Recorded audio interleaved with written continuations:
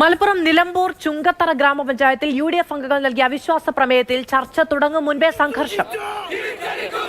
LDF പ്രവർത്തകർ പ്രകടനവുമായി എത്തി. പിന്നാലെ ഇരു കൂട്ടരും ചേരിതിരിഞ്ഞ് മുദ്രാവാക്യം വിളിച്ച് ഏറ്റുമുട്ടി. പോലീസ് ലാത്തിവീശി.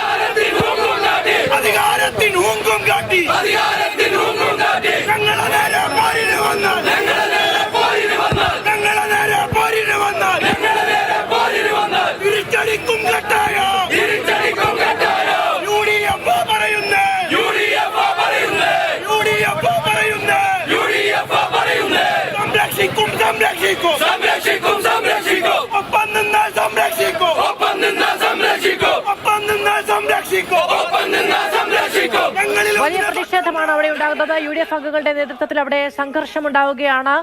ചുങ്കത്തറയിൽ ഇന്ന് അവിശ്വാസ പ്രമേയം ചർച്ചയ്ക്കെടുക്കുന്നതിന് തൊട്ട് മുൻപായാണ് സംഘർഷമുണ്ടാകുന്നത്. അരുൺ അമർനാഥ് വിവരങ്ങളുമായി നമ്മളോടൊപ്പം ചേരുകയാണ്. അരുൺ, 10-10 എന്ന നിലയ്ക്ക് അംഗസംഖ്യയുണ്ട്. ഒരാൾ കൂടി വോട്ട് മാറി ചെയ്താൽ ഭരണം LDFന് നഷ്ടപ്പെടുന്ന സാധ്യതയുണ്ട്. PV അൻവറിന്റെ ഇടപെടലുമായി ബന്ധപ്പെട്ട വിവാദങ്ങൾ അവിടെയുണ്ട്. എന്താണ് നടക്കുന്നത് ചുങ്കത്തറയിൽ?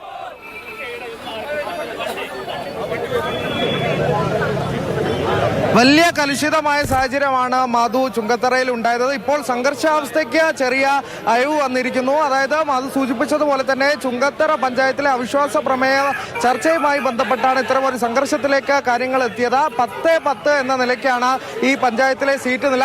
അതായത് 2020 തദ്ദേശ തെരഞ്ഞെടുപ്പിൽ 10-10 എന്ന നിലയ്ക്ക് നറുക്കെടുപ്പിലൂടെയാണ് UDF അധികാരത്തിൽ വരുന്നത്. അത് പിന്നീട് PV അൻവറിന്റെ ഇടപെടലിനെ തുടർന്ന് ഒരംഗത്തെ കൂറുമാറ്റി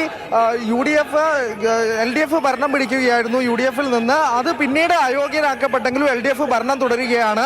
അതിനിടയിലാണ് ഇന്ന് ഈ അവിശ്വാസ പ്രമേയത്തിന്റെ സാഹചര്യം ഉണ്ടായത്. PV അൻവറിന്റെ ഇടപെടൽ ഉണ്ട് എന്നുള്ള ഒരു ആരോപണം തന്നെയാണ് LDF ഉന്നയിച്ചത്. അതായത് തൃണമൂൽ കോൺഗ്രസിന്റെ നിലമ്പൂർ മണ്ഡലം കമ്മിറ്റി കൺവീനറായ നേതാവിന്റെ ഭാര്യയാണ് ഇപ്പോൾ നിലവിലെ പഞ്ചായത്ത് വൈസ് പ്രസിഡന്റ് നുസൈബ കൂറുമാറും എന്നുള്ളതാണ് LDFന്റെ ആരോപണം. അത്തരത്തിൽ ഇവിടെ പ്രകടനവുമായി LDF പ്രവർത്തകർ എത്തുകയായിരുന്നു. UDF പ്രവർത്തകർ ഒരു ഭാഗത്തുണ്ടായിരുന്നു. ഇരുവരും ചേരി തിരിഞ്ഞ് സംഘർഷ സാഹചര്യത്തിലേക്ക് പോയി. അതിനിടെ PV അൻവർ ഉൾപ്പെടെയുള്ള നേതാക്കളെത്തി.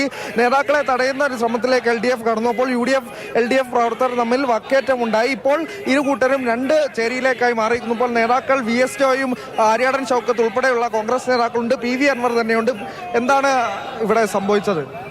ഇവിടെ UDF കൊണ്ടുവന്ന അവിശ്വാസ പ്രമേയം, അതിൽ LDFന്റെ പഞ്ചായത്ത് വൈസ് പ്രസിഡന്റ് അവര് സ്വാഭാവികമായും ആ അവിശ്വാസ പ്രമേയത്തെ പിന്താങ്ങാൻ തീരുമാനിച്ചു. ഇവിടെ നടക്കുന്ന ഭരണത്തിന്റെ അഴിമതിക്കെതിരെയാണ് UDF ഈ അവിശ്വാസ പ്രമേയം കൊണ്ടുവന്നത്.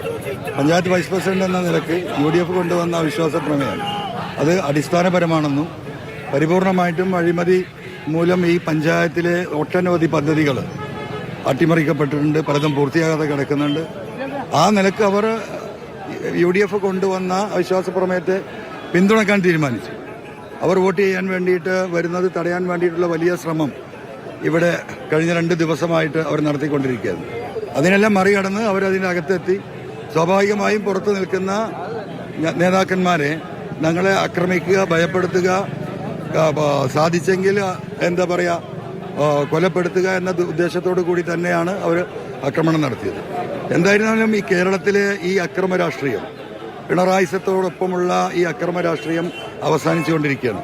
ഈ മണ്ഡലത്തിലെ തന്നെ കരുളായി പഞ്ചായത്തിൽ ഇന്ന് ഉപതെരഞ്ഞെടുപ്പുണ്ടായിരുന്നു. പഞ്ചായത്ത് വാർഡിൽ അവിടെ UDFന്റെ സ്ഥാനാർത്ഥി ജയിച്ചിരിക്കുന്നത് 397 വോട്ടിനാണ്.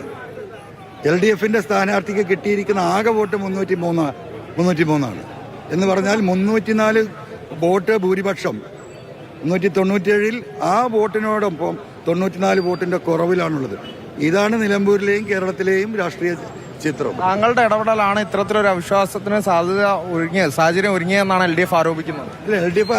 LDF എന്താ പറഞ്ഞത്? അൻവർ പോയിട്ട് രോമം പോയിട്ടില്ല. അത് ശരിയാണ്. ഇപ്പൊ മാനന്തവാടി പഞ്ചായത്ത് പോയി, പനമരം പഞ്ചായത്ത് പോയി. ഈ അവിശ്വാസം കൃത്യമായി വോട്ടുകൾ നടന്നാൽ ഇതും പോകും, ഇനിയും പലതും പോകും.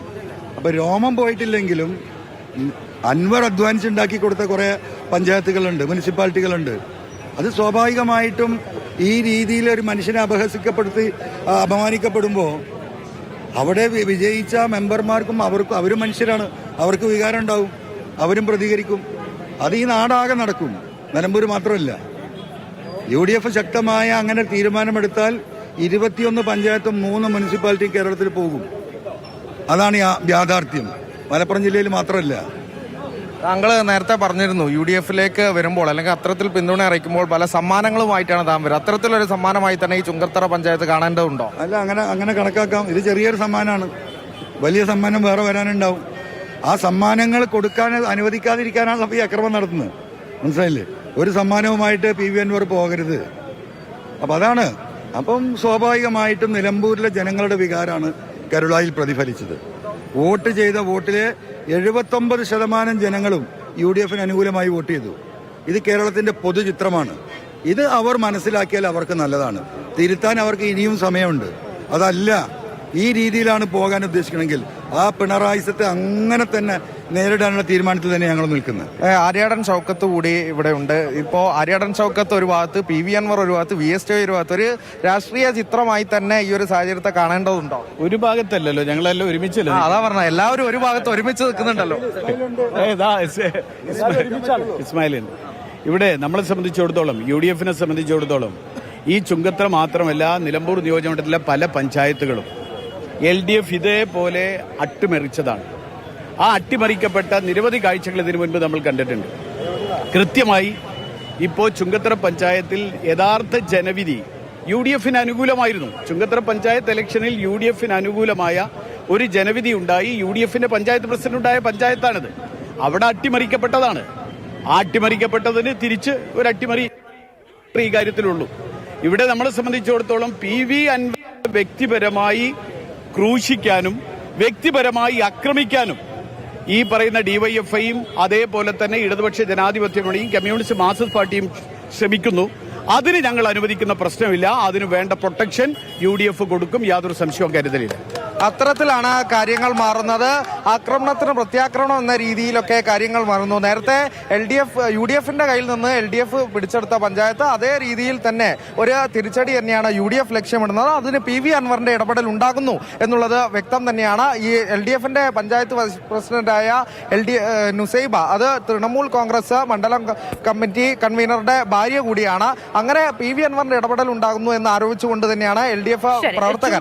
അവിശ്വാസ പ്രമേയത്തിനിടെ സംഘർഷം ഉണ്ടാവുകയാണ്. അവിശ്വാസ പ്രമേയം ചർച്ചയ്ക്കെടുക്കുന്നതിന് മുൻപായി തന്നെ LDF UDF അംഗങ്ങൾ അങ്ങോട്ടും ഇങ്ങോട്ടും മാറി നിന്ന് മുദ്രാവാക്യം വിളിക്കുകയാണ്. PV അൻവറിന്റെയും ആര്യാടൻ ഷൗക്കത്തിന്റെയും ഒക്കെ പ്രതികരണങ്ങൾ നമ്മൾ കണ്ടു. രാഷ്ട്രീയ അട്ടിമറി ഉണ്ടാകും എന്നുള്ളത് തന്നെയാണ് LDF-ന് ഭരണം നഷ്ടപ്പെടുന്നതിനേക്കാൾ അവിടെ PV അൻവറിന്റെ സ്വാധീനത്തിൽ ഒരുപക്ഷെ ഒരു അംഗം മാറി LDF-ന് ഭരണം നഷ്ടപ്പെടുന്നതാണ് LDF-നെ ഏറ്റവും കൂടുതൽ പ്രകോപിപ്പിക്കുന്ന ഒരു കാര്യം. പക്ഷേ രാഷ്ട്രീയത്തിൽ എന്തെല്ലാം കാഴ്ച കാണണം. ഇപ്പോൾ ആര്യാടൻ ഷൗക്കത്തും അതുപോലെ തന്നെ PV അൻവറും ഒരുമിച്ച് നിന്ന് ഞങ്ങൾ എല്ലാവരും ഒന്നിച്ചല്ലേ എന്ന് ചോദിക്കുകയാണ്. അതും നമുക്ക് കാണേണ്ടി വരുന്നു. അതും രാഷ്ട്രീയമാണ്.